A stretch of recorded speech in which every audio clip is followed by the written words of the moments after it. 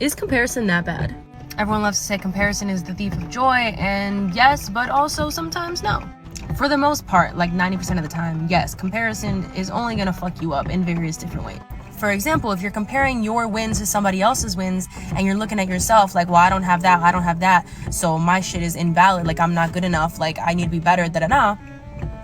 Or when you're comparing in the sense of, well, they have it worse than me, so who am I to feel this, and this way about what I went through?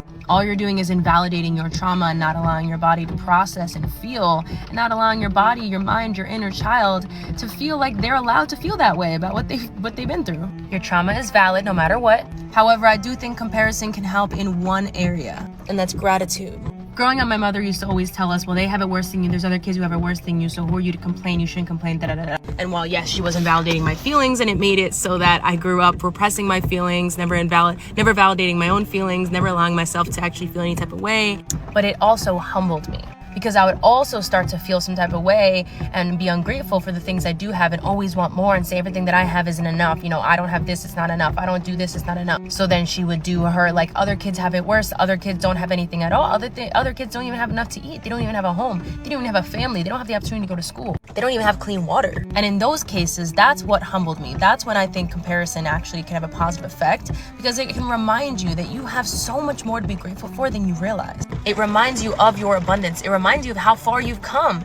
You know, comparing yourself to the self you were a year ago or the self you were 5 years ago. So in those cases, comparison really did give me a different perspective to look at it from, but the positive perspective instead of the usual negative perspective. Comparison is one of those things that, you know, when used incorrectly, which is 90% of the time and 90% of situations, is absolutely negative and absolutely the thief of joy and absolutely holding you back. It's absolutely blinding you from all the things that you're not seeing and you're not choosing to focus on instead. But if you can use it in a different way, if you can shift it a little bit, you know, every time that my mind tries to be like, oh, well, they're doing this and I'm not doing that, I'm not enough, well, I'll switch it to like, all right, but why don't you look on that side too? You know, if you're gonna look on this side, look on that side too. Look at who you were, you know, 5 years ago, or look at the people that are striving to be where you are. If you can use it in that way, it can absolutely have a positive effect, and it can remind you you're so much more abundant than you realize. You have so much more to be grateful. You've come so much farther than you think. There's so much more opportunity in front of your face than you realize, so much more potential, you know, so much more ability, so much depth, and you're probably realizing that you're living a better life than you thought. So at the end of the day, everything really is perspective. Everything can be seen negatively, but everything I think has the ability to be used in a different way. We just have to choose that. If you find yourself constantly comparing, the trick out of that is to always make a habit of looking at the other side as well.